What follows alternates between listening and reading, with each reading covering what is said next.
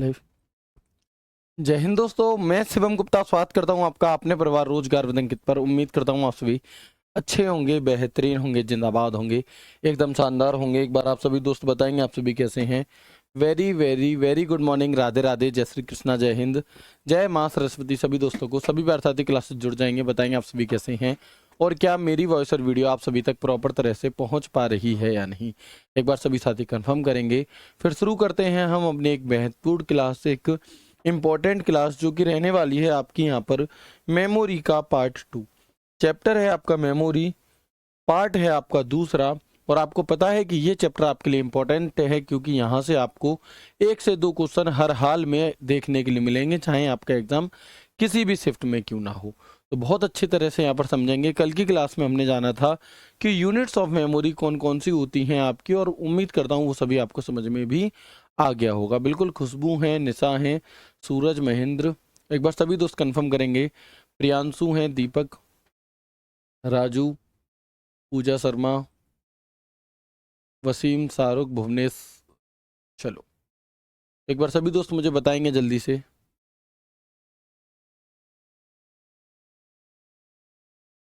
Math की class शुरू, math की क्लास चेक करो। चलिए बहुत अच्छे। मनीषा जी हैं, विष्णु हैं, श्याम हैं, मौसमी हैं, माधव हैं, शिवा, अंकित, अनुल, अक्षय, प्रदीप, रोहित, नितेश, गौर, अमित, रंजीत, मनोज, देव, उपासना, आरती, गोलू, रक्षिका, सुशील, बलराम, दुर्गा, आकाश।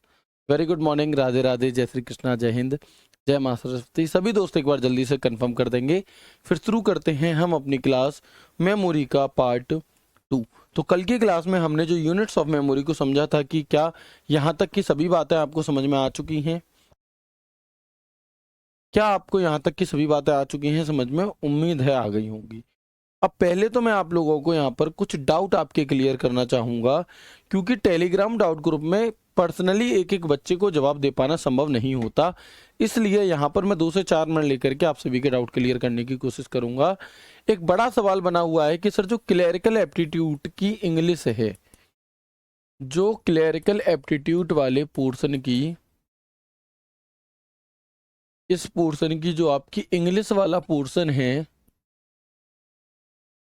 इसमें हमें कौन कौन से टॉपिक पढ़ने हैं, ये एक बड़ा सवाल बना हुआ है आपका। ठीक है, अब इसमें आपसे जो हमने प्रीवियस ईयर को एनालाइज किया था, तो इंग्लिश से क्वेश्चन पूछे गए।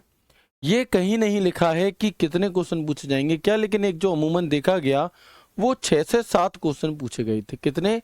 इंग्लिश से जो क्वेश्चन पूछे गए थे, इंग्लिश से पूछे जाने वाले जो क्वेश्चंस की संख्या थी वो 6 से 7 थी।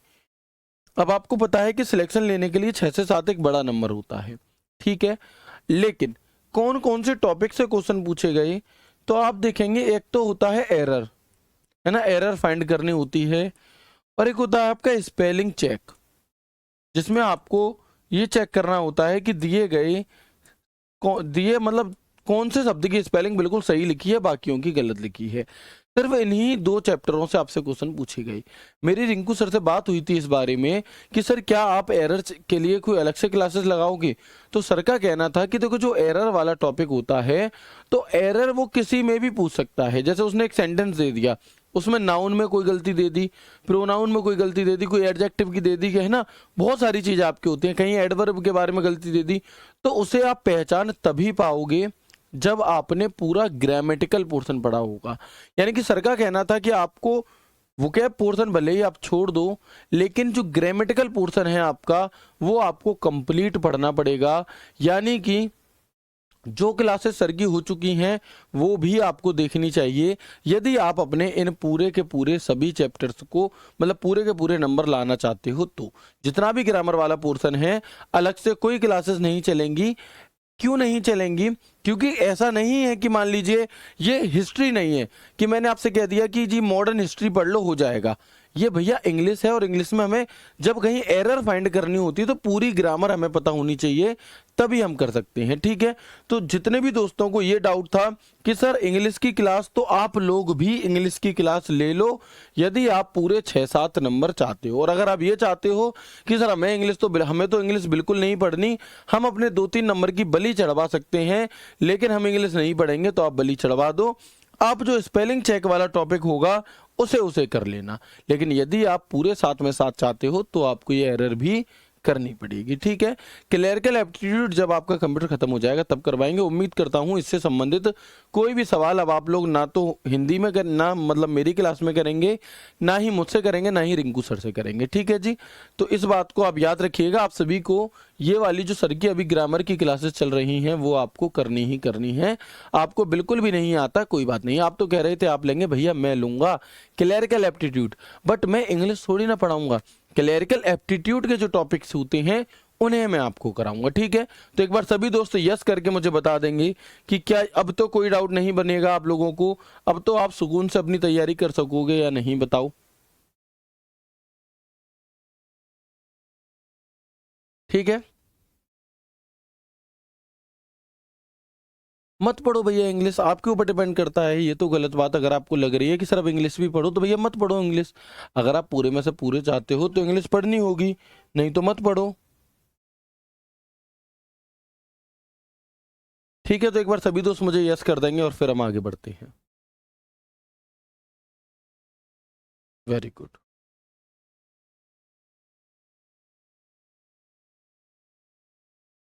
ठीक है, स्पेलिंग रिंकू सर ही करवाएंगे, अलग क्लास करवाएंगे, वो मैं आपको इन्फॉर्म कर दूंगा कब करवाएंगे। ठीक है जी, चलिए अब हम आगे बढ़ते हैं।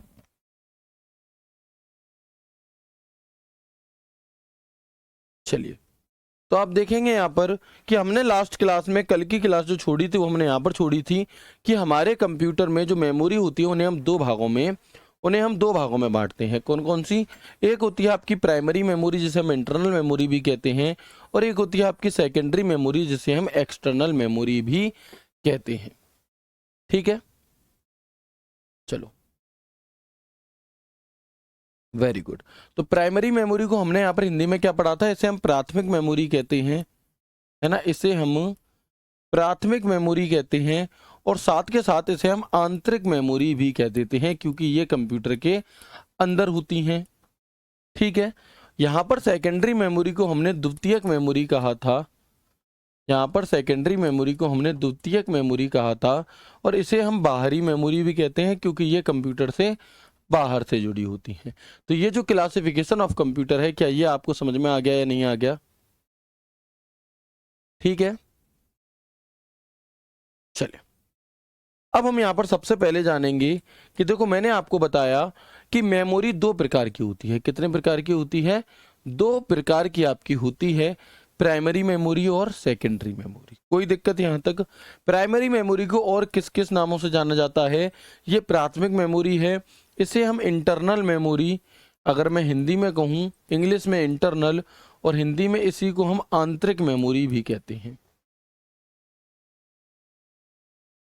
आंतरिक। और इसी को हम मुख्य मेमोरी भी कहते हैं, यानी कि इसी को हम मेन मेमोरी भी कहते हैं। कौन सी मेमोरी? इसी को हम मेन मेमोरी भी कहते हैं।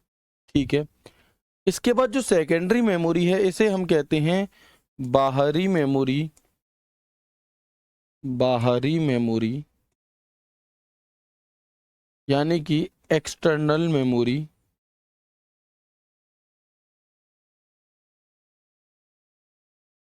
और इसी को हम जानते हैं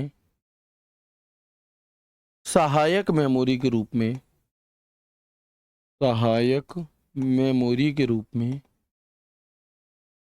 जिसे हम इंग्लिश में ऑक्सिलरी मेमोरी भी कहते हैं, जिसे हम इंग्लिश में ऑक्सिलरी मेमोरी भी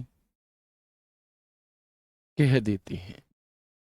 ठीक है, चलो तो अभी मैंने आपको बस इतनी सी बात बताई कि प्राथमिक मेमोरी जो होती है, प्राइमरी मेमोरी, उन्हीं को हम इंटरनल मेमोरी यानी कि आंतरिक मेमोरी, और मेन मेमोरी यानी कि मुख्य मेमोरी भी कहते हैं।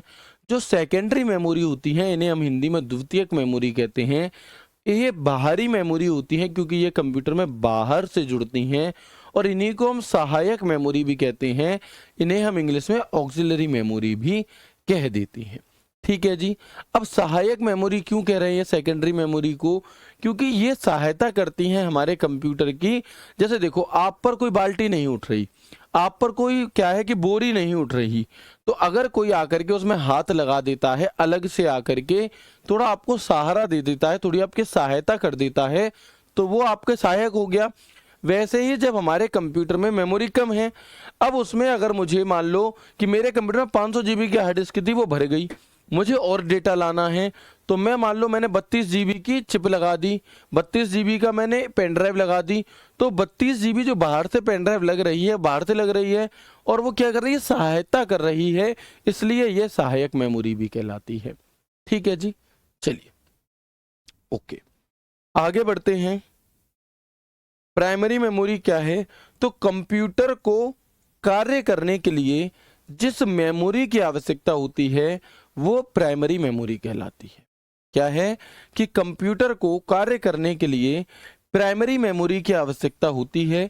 इसे ही सेमीकंडक्टर मेमोरी के नाम से भी जाना जाता है, यानी कि प्राइमरी मेमोरी को ही हम सेमीकंडक्टर मेमोरी भी कहते हैं। प्राथमिक मेमोरी को मुख्य मेमोरी या आंतरिक मेमोरी के रूप में भी जाना जाता है, जो मैंने आपको बता दिया।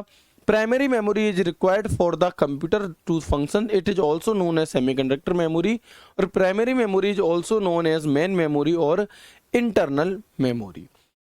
प्राइमरी मेमोरी का एक्सेस टाइम कितना होता है जी? तो प्राइमरी मेमोरी का जो एक्सेस टाइम होता है वो माइक्रो सेकेंड्स में होता है। आप कहेंगे सर एक्सेस टाइम क्या होता है? कि आपकी मेमोरी आपके कंप्यूटर से किसी डेटा को लेने में जितना समय लगाती है वो मेमोरी एक्सेस टाइम कहलाता है।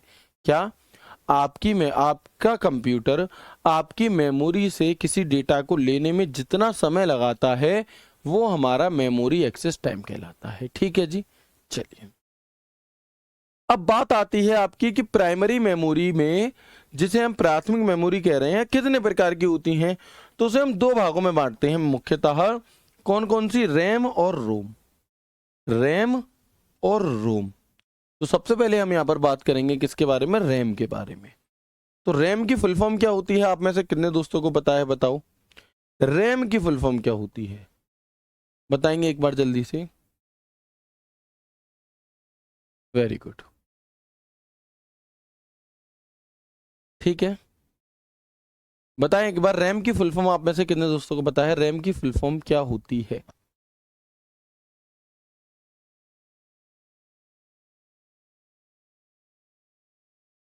वेरी गुड, तो आसान है। रैम की जो हमारी फुल फॉर्म होती है वो होती है आपकी रैंडम एक्सेस मेमोरी। ठीक है, अब इस रैम को दो भागों में बांटा जाता है। कितने भागों में? दो भागों में बांटा जाता है। एक होती है आपकी एस रैम और एक होती है आपकी डी रैम। एक होती है एस रैम और एक होती है डी रैम। एस रैम की फुल फॉर्म क्या होगी? एस रैम का पूरा नाम क्या होगा? तो एस रैम का नाम होता है स्टैटिक रैम। एस का मतलब स्टैटिक और रैम का मतलब पूरा वही रैंडम एक्सेस मेमोरी, यानी कि हम कह सकते हैं static random access memory. D RAM का पूरा नाम क्या होता है आपका? तो डी रैम का मतलब होता है डायनेमिक रैम, यानी कि dynamic random access memory. Dynamic random access memory. ठीक है, कोई दिक्कत नहीं होगी यहाँ तक। Very good. अब हम रैम के कुछ फंक्शंस की बात करते हैं। सबसे पहली रैम होती कैसी है देखने में? तो आप यहाँ पर फोटो देख सकते हैं, ये आपके सीपीयू के अंदर होती है। कहाँ पर होती है? जो आपका सीपीयू होता है ना, उसके अंदर लगी होती है। अब क्योंकि ये अंदर लगी है इसलिए ये आंतरिक मेमोरी है, इसलिए ये इंटरनल मेमोरी है। इसकी फुल फॉर्म क्या है आपकी? इसकी फुल फॉर्म हमारी होती है यहाँ पर रैंडम एक्सेस मेमोरी। रैम को हम मेन एक्सेस मेमोरी भी कहते हैं। इसे हम मुख्य मेमोरी के रूप में भी जानते हैं। ठीक है, इसे हम मुख्य मेमोरी के तौर पर भी जानते हैं।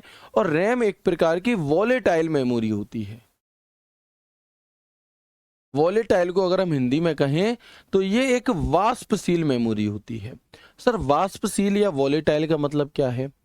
तो इसका मतलब है कि रैम के अंदर जितना भी डेटा है यह लाइट के जाने पर, पावर के कट होने पर स्वयं में जो डेटा मौजूद होगा उसे क्या कर दिया जाएगा, उसे आपका यहाँ पर डिलीट कर देता है, खो देती है। वो होती है हमारी रैंडम एक्सेस मेमोरी। ठीक है, वेरी गुड। तो हमने यहाँ पर क्या बात की, हमने यहाँ पर देखा रैम यानी कि रैम को मेन एक्सेस मेमोरी भी कहते हैं। ओके, रैम एक प्रकार की वॉलेटाइल मेमोरी होती है जिसे हम सेमीकंडक्टर मेमोरी भी कहते हैं। ठीक है जी, वॉलेटाइल का मतलब क्या है कि जैसे देखो आप लोग मान लो आप लोग क्या कर रहे हो कि आपने अपने कंप्यूटर में MS वर्ड खोल के रखा था, MS एक्सेल खोल के रखा था, या आप गाने सुन रहे थे। ठीक है, अचानक से लाइट चली गई और आपका कंप्यूटर हो गया बंद पूरी तरह से। अब जब आप दोबारा अपने कंप्यूटर को चालू करोगे तो क्या वो गाने वैसे ही बजते मिलेंगे आपको? क्या वो MS वर्ड वैसा का वैसा खुला मिलेगा आपको? तो आप कहेंगे नहीं मिलेगा। क्यों नहीं मिलेगा? क्योंकि लाइट के जाने पर, पावर के कट होने पर जो मेमोरी अपने डेटा को डिलीट कर देती है वो रैम होती है, रैंडम एक्सेस मेमोरी। यानी कि मैं कह सकता हूं कि जब हमारा कंप्यूटर काम करता है उस समय जो डेटा सेव होता है वो साथ के साथ कहाँ होता है, रैम में हो रहा होता है। ठीक है, तो रैम यानी कि वॉलेटाइल मेमोरी खुद में मौजूद डेटा को खो देती है। अब क्योंकि खो देती है तो इसमें जो डेटा है वो स्थायी नहीं है, वो परमानेंट नहीं है। तो क्या हो गया हमारा, तो ये एक अस्थायी मेमोरी है और ये एक आंतरिक मेमोरी होती है क्योंकि ये हमारे CPU के अंदर होती है। ठीक है, तो क्या यहां तक आप लोगों को कोई दिक्कत, कोई परेशानी, कोई समस्या हो है बताओ? चलो, है ना। तो हमने देखा ये एक टेम्परेरी मेमोरी है, ये एक इंटरनल मेमोरी है, ये एक वॉलेटाइल मेमोरी है और इसे हम मेन मेमोरी भी कहते हैं। बस 2-3 पॉइंट ऊपर से आपको याद करने हैं, बहुत आसान है, कोई भी समस्या नहीं होगी। एक बार कंफर्म कर देंगे प्लीज जल्दी से मुझे। चलिए बताएंगे एक बार सभी दोस्त, यहां तक कोई समस्या तो नहीं है? आराम से सभी चीजें समझ में आ गई? हाँ, बच्चे पूछ रहे हैं सर जो कंप्यूटर हम यहाँ पर पढ़ेंगे क्या वो दिल्ली पुलिस में काम आ जाएगा? बिल्कुल आ जाएगा, है ना, बिल्कुल काम आ जाएगा और आपको दोबारा पढ़ने की जरूरत नहीं पड़ेगी। यदि आप चाहें तो वही अपडेटेड कंटेंट चीजें होती हैं, अदरवाइज आप जैसे पढ़ चुके हैं वैसे ही बहुत ज्यादा समस्या फिर आपको नहीं आएगी, आपका ये सब्जेक्ट तैयार हो जाएगा। चलिए,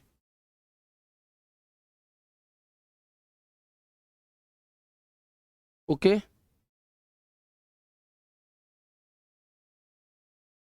अगर डेटा सेव कर देंगे, डेटा तो तब भी स्टोर नहीं होगा। जब हम डेटा को सेव कर देते हैं तो फिर वो हमारा रैम में सेव नहीं होता, वो हमारा सेकेंडरी मेमोरी में सेव होता है, जिसे हम यहाँ पर हार्ड डिस्क कहते हैं, पेन ड्राइव कहते हैं, जो सेकेंडरी मेमोरी। फिर वो डिलीट नहीं होता, उसके बारे में हम अभी आगे जानेंगे। ठीक है, चलो इसके बाद रैम के अपने बारे में हमने बात कर ली। लाइट जाने पर या सप्लाई के बंद होने पर यह इसमें मौजूद डेटा नष्ट हो जाता है, यही बात तो है वॉलेटाइल मेमोरी। ठीक है, when the light goes off, when the supply is turned off, the data in it is destroyed। CPU द्वारा किए जाने वाले प्रत्येक कार्य को रैम में आना अनिवार्य होता है ना। और कोई भी प्रोग्राम जब रन हो रहा होता है, जब चल रहा होता है, तो वो कहाँ पर रहता है, वो हमारा रैम के अंदर रहता है। इसीलिए आपने देखा होगा कि मान लो कोई 10,000 का फोन है, उसमें 2 GB रैम है और आप कहो, है ना, आप कहो कि भैया ये बताओ क्या इसमें पबजी चल जाएगा? तो नहीं चलेगा, क्योंकि पबजी गेम अपने आप में 1.5-2 GB का होता है। अब 2 GB के आइटम को रन होने के लिए 2 GB रैम में तो काम नहीं चलेगा। इसलिए जो पबजी गेम है वो ज़्यादा रैम वाले फ़ोनों में ज़्यादा अच्छा चलता है ना, वो ज़्यादा रैम वाले फ़ोनों में ज़्यादा अच्छा चलता है। क्लियर है? चलिए सर थोड़ा स्लो पढ़ाइए भाई। मेरे एक बात बताओ मुझे, मैंने अभी आपको पढ़ाया ही क्या है सिवाय ये 2 लाइन के, 1 2 3, और इसके अलावा मैंने आपको अभी पढ़ाया ही क्या है? ये तो हम पहले ही देख चुके थे। आप खुद से सोच करके देखो, यदि इससे भी स्लो पढ़ना चाहते हो तो भाई फिर नहीं आप सिलेक्शन ले पाओगे। बात कड़वी है लेकिन सच है। ठीक है, इससे स्लो का मतलब ही नहीं बनता, क्योंकि हम ऑलरेडी बहुत स्लो चल रहे हैं। फिर आपका सिलेबस होगा 2025 में और तब तक आपका पेपर भी हो चुका होगा। ठीक है, चलो जीके कब से चालू होगी, आप कैसे सिलेक्शन ले सकते हो यदि आपको यही नहीं पता कि इसमें जीके आएगी ही नहीं और जीके आपको नहीं पढ़ाई जाएगी और ना ही आपको पढ़नी है। आप खुद से सोच कर देखिए, क्या ऐसे कमेंट मैं पढ़ूं? बिल्कुल नहीं पढ़ सकता। और मैं आगे से कमेंट बंद करके क्लास लूंगा, फिर चाहे आपका कोई भी डाउट रहे किसी भी प्रकार का मैं नहीं देख पाऊंगा। जब तक आप ऐसे बेफालतू के कमेंट करेंगे तो भैया फिर कैसे पढ़ाई हो जाएगी, बताओ आप लोग। ठीक है, चलो आगे बढ़ते हैं। अब मैंने बात की कि रैम दो प्रकार की होती हैं। कितने प्रकार की होती हैं? रैम हमारी दो प्रकार की होती हैं। कौन कौन सी? एक थी डी रैम जिसे मैंने डायनेमिक रैंडम एक्सेस मेमोरी कहा, एक थी एस रैम जिसे मैंने स्टैटिक रैंडम एक्सेस मेमोरी कहा, है ना, जिसे मैंने स्टैटिक रैंडम एक्सेस मेमोरी कहा। ठीक है, अब एक बात बताओ कि डी रैम, इसमें डेटा को बनाए रखने के लिए इसे बार बार रिफ्रेश करना पड़ता है ना, इसे इसमें डेटा को बनाए रखने के लिए इसे ये बार बार रिफ्रेश करना पड़ता है। ये रिफ्रेशिंग होती है, बार बार रिफ्रेश करने की जरूरत पड़ती है। ये सस्ती होती हैं और ये स्लो होती हैं और लाइट भी बहुत कम कंज्यूम करती हैं, लाइट बहुत कम खाती हैं। ठीक है, चलिए इसके बाद वर्तमान समय में सबसे ज्यादा प्रयोग की जाने वाली, वर्तमान समय में सबसे ज्यादा प्रयोग की जाने वाली कौन सी है आपकी? तो वो हमारी डी रैम ही है, क्योंकि आपके हमारे कंप्यूटरों में, आपके हमारे फ़ोन में, आपके हमारी घड़ी में जो रैम लगी होती है वो डी रैम ही होती है, क्योंकि ये सस्ती होती है। ये क्या है आपकी, लाइट की खपत वगैरह कम खाती है। ठीक है, चलो ओके, बस इतने इतने ही पॉइंट याद रखने हैं, यहीं से सवाल बनेगा। ठीक है जी, पीसी डी रैम। अब डी रैम भी दो प्रकार की होती है, एक होती है एसडीआर यानी कि सिंगल डेटा रेट वाली डी रैम, और एक होती है आपकी डीडीआर यानी कि डबल डेटा रेट। इनकी फुल फॉर्म ही आपसे पूछी जाती है, एसडीआर यानी कि सिंगल डेटा रेट और डीडीआर यानी कि डबल डेटा रेट। अब एक होती है एसडी रैम की फुल फॉर्म, तो एसडी रैम यानी कि synchronous dynamic read random access memory, यहाँ पर रीड हटा देंगे, रैंडम एक्सेस मेमोरी, ये आपकी एस डी रैम की फुल फॉर्म है। यदि आपसे पूछे एस डी रैम से आप क्या समझते हैं, है ना, यदि आपसे पूछे एस डी रैम का पूरा रूप क्या है, तो synchronous dynamic random access memory. Example PC, laptop, smartphone, commercial computer आदि, इनमें हमारी डी रैम ही लगी होती है। ठीक है जी, अगर हम एस रैम की बात करते हैं तो इसमें रिफ्रेश ऑन होने तक डेटा बना रहता है, यानी कि एस रैम में हमें डेटा को बार बार रिफ्रेश नहीं करना पड़ता, और ये बहुत महंगी होती हैं, बहुत तेज काम करती हैं, और लाइट की खपत भी इनमें बहुत ज़्यादा होती है। Expensive, fast, high power consumption. कहाँ इनका प्रयोग किया जाता है आपका एस रैम का? तो शेयर मार्केट में होता है ना, बीएसई यानी कि बॉम्बे स्टॉक एक्सचेंज में इसका प्रयोग होता है, ATC air traffic controller system आदि में इसका प्रयोग होता है, लेकिन सामान्यतः आप और हम जिसका प्रयोग करते हैं वो हमारी डी रैम होती है। इतनी बात याद रखनी। ठीक है, एक होता है एस आई डबल एम, तो single in line memory module, और एक होता है डी आई डबल एम, तो dual in line memory module. ये फुल फॉर्म्स आपको याद रखनी है। ठीक है, चलिए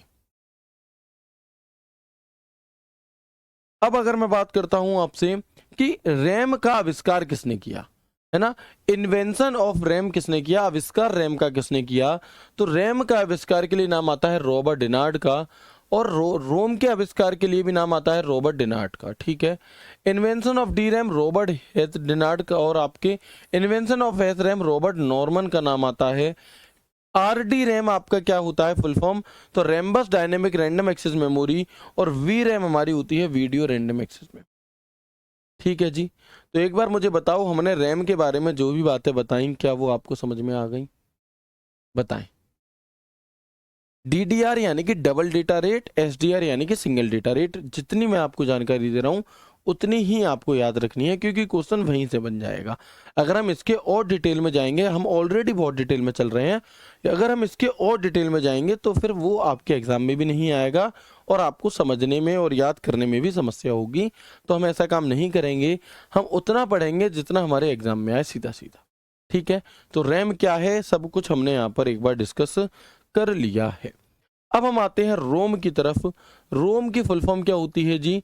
तो रोम की फुल फॉर्म होती है रीड ओनली मेमोरी। क्या होती है आपकी? रोम की जो फुल फॉर्म है वो होती है रीड ओनली मेमोरी। ये किस प्रॉपर्टी पर काम करता है?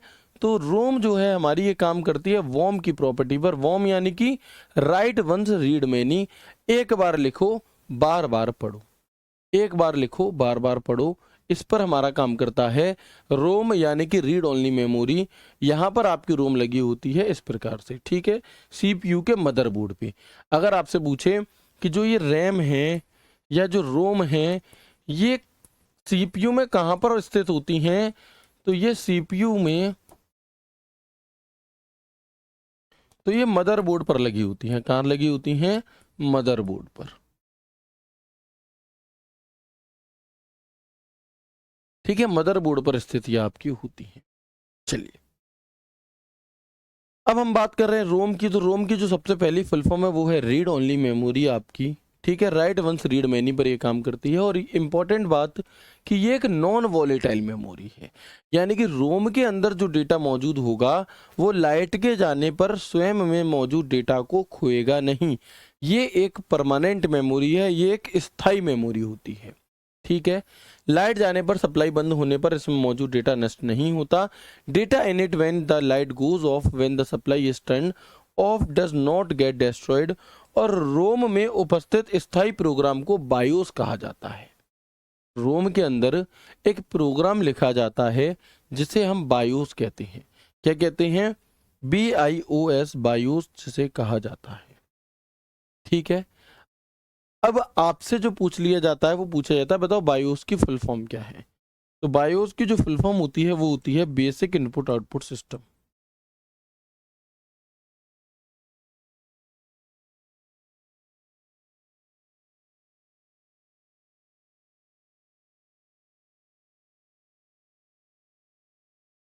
ठीक है, बहुत बढ़िया। रोम का प्रयोग कहाँ किया जाता है? तो रोम का प्रयोग सभी प्रकार के इलेक्ट्रॉनिक उपकरण जैसे कि कोई calculator, washing machine, microwave, video game आदि इन सब में किया जाता है।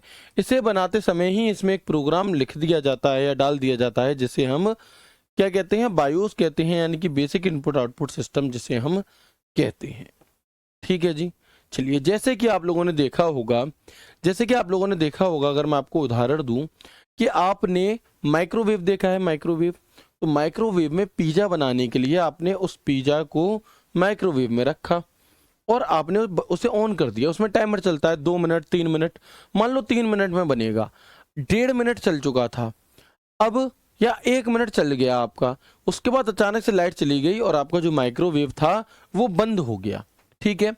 दोबारा लाइट आई, तो ये बताओ कि क्या वो दोबारा से 3 मिनट लेगा या अब बचे हुए 2 मिनट लेगा उसे पकाने में? क्या वो 3 मिनट दोबारा से चलेगा या 2 मिनट लेगा? हमने कपड़े धोने लगाई, कपड़े धोने के लिए हमने 15 मिनट का टाइमर सेट करा और कपड़े धोते धोते 5 मिनट कपड़े धुल गए और फिर लाइट चली गई। तो ये बताओ कि जब लाइट आएगी तो मशीन 10 मिनट कपड़े धोएगी या 15 मिनट पूरे दोबारा से? तो आप कहेंगे कि भैया मशीन अब 10 मिनट कपड़े धोएगी क्योंकि 5 मिनट वो पहले धो चुकी है। ऐसे ही माइक्रोवेव बचे हुए 2 मिनट अब पकाएगा। क्यों? इसे कैसे याद रह रहा है 2 मिनट ही पकाना है? तो ये रोम है। क्या है? यही रोम है हमारा। इसके अंदर जो प्रोग्राम लिखा जाता है उसे बायोस कहा जाता है, बेसिक इनपुट आउटपुट सिस्टम, ठीक है जी। तो यह कंप्यूटर का सबसे पहला प्रोग्राम होता है जो सबसे पहले चलता है। मतलब जब भी हम अपने कंप्यूटर को ऑन करते हैं, क्या करते हैं? जब भी हम अपने कंप्यूटर को चालू करते हैं तो आप लोगों ने देखा होगा एकदम से सीपीयू हल्की सी आवाज करता है ना, और एकदम से आपके कीबोर्ड की लाइटें जो होती हैं, तीनों लाइट जलती हैं, आपके माउस में लाइट आती है, फिर चली जाती है और फिर धीरे धीरे कंप्यूटर चालू होता है। तो जैसे ही हमने सीपीयू का बटन दबाया और आपके सीपीयू में सबसे पहले कौन सी चीज चालू हुई? तो वो बायोस चालू हुई। क्या है? वो हमारी बायोस चालू हुई। तो यह कंप्यूटर का पहला प्रोग्राम है जो सबसे पहले चलेगा। यह चेक करता है कि सभी पार्ट्स चल रहे हैं कि नहीं, जैसे कि कीबोर्ड की लाइट जलती है उसे ऑन करने पर। यानी कि ये यह चेक करेगा कि पूरे के पूरे कंप्यूटर में जितनी भी चीज़ें जुड़ी हुई हैं उन सभी तक पावर सप्लाई पहुंच रही है या नहीं पहुंच रही। तो सबसे पहले यही चलता है आपका। कंप्यूटर को बूट अथवा शुरू करने हेतु बायोस का प्रयोग किया जाता है, और बायोस को एक और अन्य नाम से भी जाना जाता है जिसे हम पोस्ट कहते हैं, और पोस्ट का अर्थ होता है power on self test. Power on self test हमारी पोस्ट की फुल फॉर्म होती है। ठीक है जी, चलिए ठीक है, बताएंगे एक बार।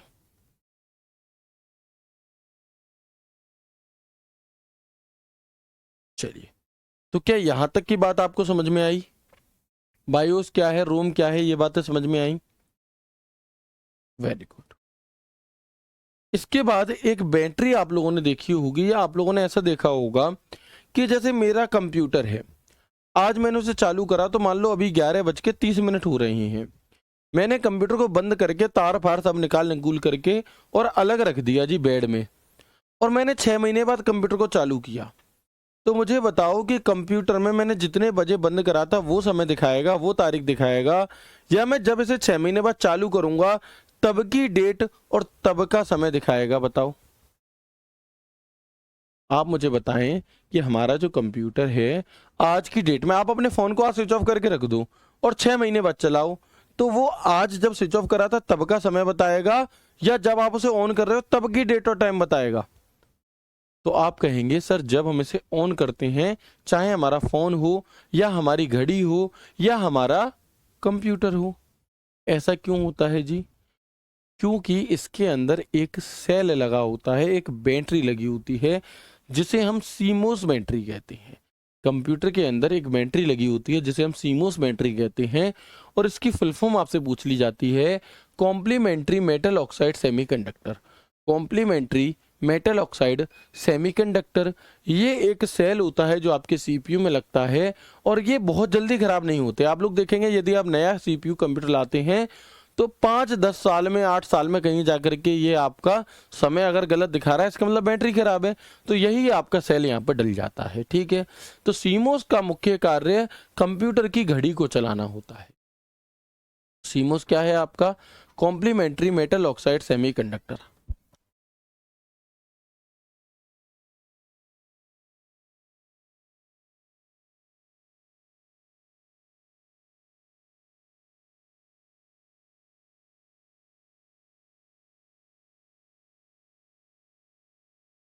ठीक है, चलिए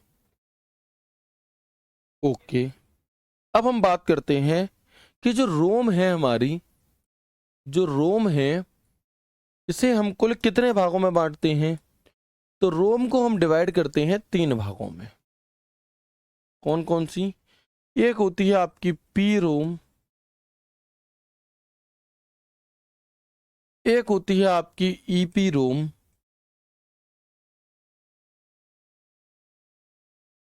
और एक होती है आपकी डबल ईपी रोम।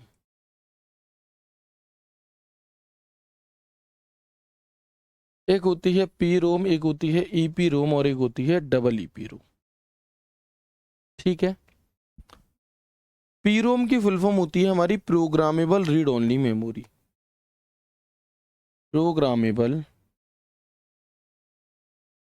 रोम, आप यहां से खुद समझ जाएंगे क्योंकि रोम की रीड ओनली मेमोरी है। ईपी रोम की होती है इरेजेबल, इरेजेबल पी रोम, यानी कि erasable programmable read only memory. और डबल ईपी रोम की फुल फॉर्म होती है हमारी इलेक्ट्रिकली, इलेक्ट्रिकली ईपी रोम, यानी कि electrically erasable programmable read only memory. और ये सवाल आपके लिए बहुत इंपॉर्टेंट है क्योंकि इनकी फुल फॉर्म से क्वेश्चन आपसे पूछ लिया जाता है, तो इसे इंपॉर्टेंट टिक कर लेंगे। ठीक है, इनकी फुल फॉर्म से आपसे क्वेश्चन पूछ लिया जाता है और आपके एग्जाम में भी ही पूछा जाएगा, मोस्ट इंपॉर्टेंट। ठीक है, अब बात आती है आपकी, अब बात आती है आपकी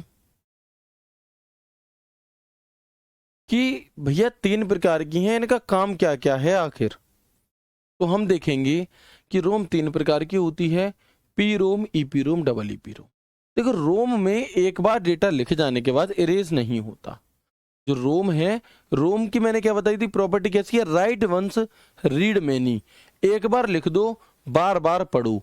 लेकिन ऐसा नहीं है कि आपने एक बार लिख दिया और आप अपनी बार बार लिख पा रहे हो, ऐसा नहीं होता। तो रोम की हमारी जो प्रॉपर्टी होती है, तो इसमें मौजूद डेटा को मिटाया नहीं जा सकता। अब पी रोम क्या कह रहा है जी, कि बनाते समय खाली मेमोरी बनाई जाती है और इसमें निर्माण के बाद कंटेंट को बार बार बदला, एक बार बदला जा सकता है, उसके बाद इसे बदला नहीं जा सकता। ठीक है। ईपी रोम की फुल फॉर्म क्या है, तो erasable programmable read only memory, और इसे बार बार मिटाकर लिखा जा सकता है। जबकि जो पी रोम है उसमें मौजूद डेटा को इरेज नहीं किया जा सकता। लेकिन इसके बाद ईपी रोम जब आई, इसका अपडेटेड वर्जन जब आया, तो उसे इरेज करके डेटा को दोबारा भी लिखा जा सकता था। लेकिन इरेज करने के लिए हमें पराबैंगनी किरणें यानी कि यूवी रेडिएशन का प्रयोग किया जाता था, है ना। तो पराबैंगनी किरणों की सहायता से मिटाया जाता है कौन से डेटा को, ईपी रोम के डेटा को।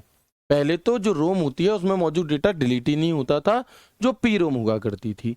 फिर इसका अपडेटेड वर्जन आया ईपी रोम, और इसमें मौजूद डेटा को हटाया तो जा सकता है, लेकिन उसके लिए पराबैंगनी किरणों की सहायता ली जाती थी। किसकी सहायता, पराबैंगनी किरणों की सहायता उसके लिए आपकी ली जाती थी। आपसे क्वेश्चन पूछ लिया जाएगा, रोम का वह कौन सा स्वरूप है जिसमें मौजूद डेटा को हटाने के लिए यूवी रेडिएशंस का प्रयोग किया जाता है, तो आप कहेंगे वो ईपी रोम होती है। इसके बाद अगली और इससे भी अपडेटेड वर्जन आया जिसे हमने कहा double EP ROM. Double EP ROM यानी कि electrically erasable programmable read only memory. Electrically erasable programmable read only memory.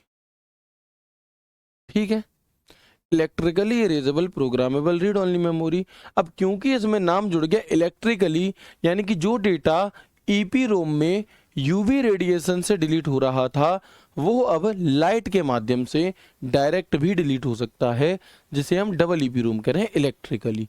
यानी कि इसमें प्रोग्राम को विद्युत की मदद से चेंज किया जाता है, इसलिए इसे फ्लैश मेमोरी भी कहते हैं। In this the program is change with the help of electricity, that is why it is also called flash memory. ठीक है, बिल्कुल।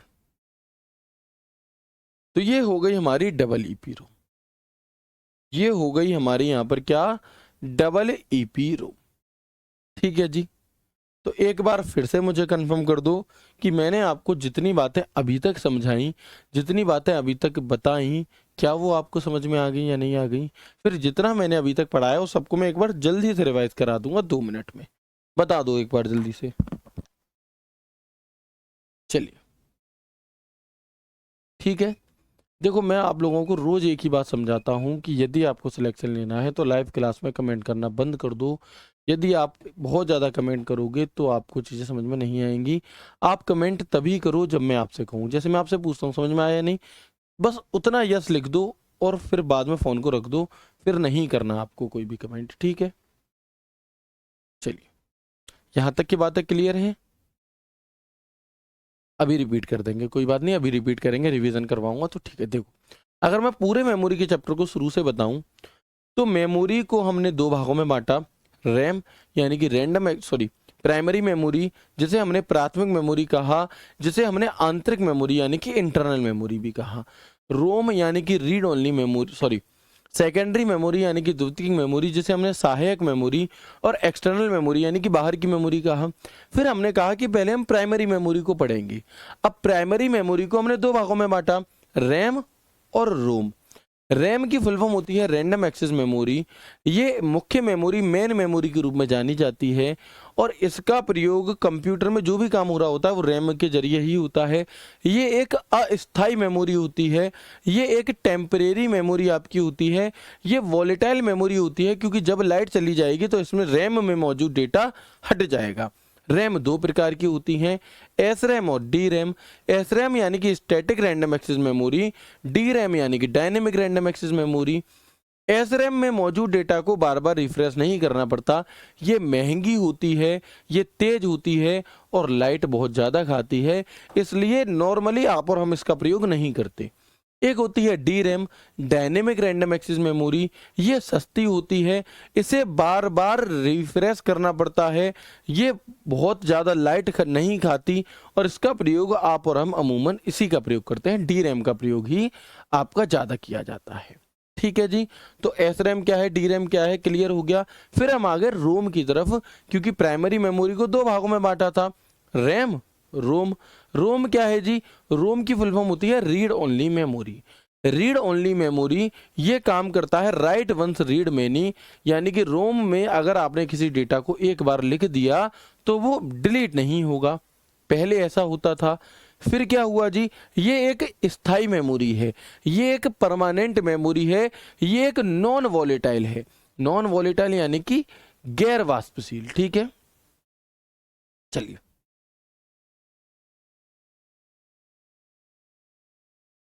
ठीक है जी, चलिए। इसके बाद यदि हम और आगे बात करते हैं आपसे, तो रोम को हमने तीन भागों में बांटा, P ROM, EP ROM, double EP ROM. P ROM यानी कि programmable read only memory, EP ROM यानी कि erasable programmable read only memory, और डबल ईपी रोम यानी कि electrically erasable programmable read only memory. P ROM में मौजूद data इसे खाली बनाया जाता है और एक बार लिखा जाता है, फिर इसे डिलीट नहीं किया जा सकता। लेकिन पी रोम का जो अपडेटेड वर्जन आया, ईपी रोम, इसमें मौजूद डेटा को हटाया तो जा सकता है, लेकिन पराबैंगनी किरणों के माध्यम से। इसके बाद आया हमारा double EP ROM. Double EP ROM यानी कि electrically erasable programmable read only memory, यानी कि अब इसमें मौजूद डेटा को हम लाइट के माध्यम से भी हटा सकते हैं और इसी को हम फ्लैश मेमोरी कहते हैं। तो आज की क्लास में मैंने जितना भी कुछ आपको पढ़ाया वो सब मैंने आपको 2 मिनट में रिवाइज करा दिया। कोई दिक्कत, कोई परेशानी, कोई समस्या बताओ। ठीक है, कोई दिक्कत नहीं है, यहाँ तक सभी चीज़ें अच्छे से समझ में आ गई आप लोगों को। रैम क्या है, रोम क्या है, रैम कितने प्रकार की, रोम कितने प्रकार की है, सभी बातें समझ में आ गई होंगी। यानी कि मैं ये कह सकता हूँ कि जो प्राइमरी मेमोरी वाला पार्ट है वो आपका क्लियर हो गया। वॉलेटाइल क्या होता है, वॉलेटाइल यानी कि वाष्पशील, यानी कि जब लाइट जाने पर डेटा खो जाता है वो मेमोरी वॉलेटाइल होती है। ठीक है। क्लास की पीडीएफ जल्दी नहीं डल सकती, क्लास की पीडीएफ कम से कम 2 से 3 घंटे बाद डलती है, क्योंकि उस पीडीएफ को लिखने में समय लगता है ना। जो बच्ची, जो बहन हमारी पीडीएफ बनाती हैं वो लाइव क्लास देखकर नहीं बना सकती, वो रिकॉर्डेड फॉर्म में क्लास देखकर बनाती हैं, तो उसमें समय लगता है, इसलिए डाली जाती है। ठीक है, चलो। सर क्लास 1 घंटे की लिया करो, यहाँ 25 मिनट में बच्चे कहने लगते हैं कि सर अब और मत कराओ, और मत कराओ, आप 1 घंटे की करो। हमें कोई समस्या नहीं है, मैं तो 12 घंटे भी पढ़ा सकता हूँ, लेकिन आपके दिमाग में कितना जा रहा है डिपेंड वो करता है। ठीक है, चलो आगे बढ़ते हैं। इसके बाद हम देखेंगे कि जो मेमोरी है दो प्रकार की, वही वॉलेटाइल मेमोरी और नॉन वॉलेटाइल। वॉलेटाइल, इस मेमोरी को संग्रहित रखने के लिए लगातार पावर की आवश्यकता होती है, लाइट जाने पर इसमें मौजूद डेटा मिट जाता है। कौन कौन सी मेमोरी वॉलेटाइल मेमोरी होती हैं, उदाहरण तो RAM, S RAM, D RAM, cache memory, register memory, ये सभी की सभी हमारी कैसी हैं, ये सभी की सभी हमारी यहाँ पर आपकी वॉलेटाइल मेमोरी होती हैं। आप कहेंगे सर कैश और रजिस्टर ये कैसी मेमोरी है, तो इसे हम अभी आगे की तरफ जान रहे होंगे। ठीक है, चलो अब मैं बात करता हूँ नॉन वॉलेटाइल मेमोरी। तो इस मेमोरी में मौजूद डेटा लाइट के जाने पर संग्रहित करके रखती है और लाइट जाने पर भी मौजूद डेटा डिलीट नहीं होता है। The data present in this memory is stored even when the light goes off. The data present in it is not deleted when the light goes off. जैसे कि रोम हुई, P ROM, EP ROM, double EP ROM, है ना, आपका SSD, magnetic storage, hard disk, magnetic tape, floppy disk, pen drive, CD, DVD, cassette, जितनी भी आपकी secondary device होती हैं वे सभी की सभी हमारी क्या होंगी, वे सभी की सभी नॉन वॉलेटाइल मेमोरी। ठीक है, वे सभी की सभी हमारी नॉन वॉलेटाइल होती हैं। ठीक है जी, चलिए तो एक बार मुझे कंफर्म करेंगे कि क्या यहां तक की बात आप सभी को समझ में आई, यस और नो। बहुत बढ़िया। ठीक है, वेरी गुड।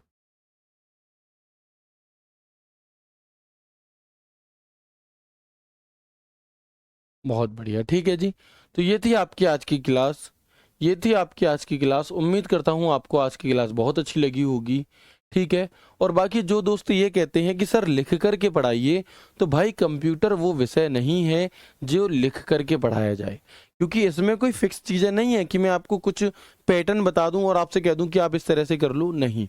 अगर हम लिख करके पढ़ाएंगे तो यही सिलेबस जो आपका 50 दिन में कंप्लीट होना है वो 100 दिन में कंप्लीट होगा, और उसका कोई महत्व नहीं रहेगा।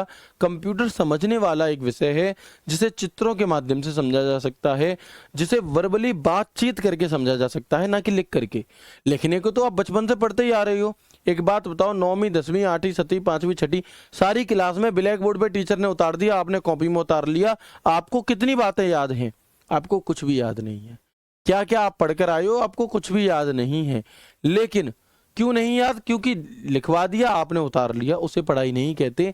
जो समझ में आए आपको, जो ऐसी दिमाग में घुस जाए कि कभी निकले ही ना, उसे पढ़ाई कहते हैं। तो उस चीज को भूल जाओ कि धीमे धीमे रच रच के लिख रहे हैं और कोई मतलब ही नहीं है। भैया हाई स्कूल इंटर जो पढ़ के आए हो उसमें 1 साल का समय होता था, यहाँ पर हमें 2 महीने में सिलेबस खत्म करके नौकरी लेनी है, इसलिए हम यहाँ पर लिख करके नहीं पढ़ा सकते। समझा करिए, ठीक है। बहुत बढ़िया, है ना। बिल्कुल भी अच्छी नहीं लगी क्योंकि आपने मेरे कमेंट का जवाब नहीं दिया। आपके कमेंट का जवाब यहाँ पर बिल्कुल भी नहीं मिलेगा, क्योंकि उसके लिए टेलीग्राम डाउट ग्रुप बना है। वैसे हिंदी इंग्लिश दोनों में ही पेपर आपको मिलता है, बायलिंगुअल पेपर आता है, ठीक है। लेकिन अगर आप इस बात पर डिपेंड करते हो कि क्लास कैसी लगी, अच्छी नहीं लगी, कि आपने मेरी बात का जवाब नहीं दिया, तो उम्मीद मत करिए कि लाइव क्लास में आपकी बात का जवाब मिलेगा, क्योंकि नहीं दे सकते, है ना। टेलीग्राम डाउट ग्रुप में आप मैसेज करो, वहाँ रिप्लाई ना मिले तो आप मुझसे शिकायत करिए, ठीक है। बट यहाँ पर आप खुद इतने समझदार हो, हैं, आप अपने घर की जिम्मेदारी उठाने वाले हो, और आपको ये नहीं समझ में आता कि मैं एक साथ सब लोगों के कमेंट कैसे पढ़ सकता हूँ, नहीं पढ़ सकता, ठीक है। तो उम्मीद करता हूँ क्लास अच्छी लगी होगी। रिवीजन इसका साथ के साथ जरूर करते रहना। बहुत बेहतरीन तरह से चीज़ों को समझते हुए हम यहाँ पर अपने कंप्यूटर के सिलेबस को आगे कंटिन्यू करेंगे, ठीक है। चलिए, ठीक है जी। तो जो आपके क्लरिकल एप्टीट्यूड वाला डाउट था वो भी मैंने आपको क्लियर कर दिया। क्लरिकल एप्टीट्यूड वाले जो टॉपिक हैं उसे हम कंप्यूटर खत्म होने के बाद में पढ़ेंगे, लेकिन जो इंग्लिश के कुछ टॉपिक्स हैं वो आपको अभी से करने होंगे, जो कि क्लासेस चल रही है। मिलते हैं कल की क्लास में एक नए एक शानदार सेशन के साथ। तब तक के लिए राधे राधे, जय श्री कृष्णा, जय हिंद।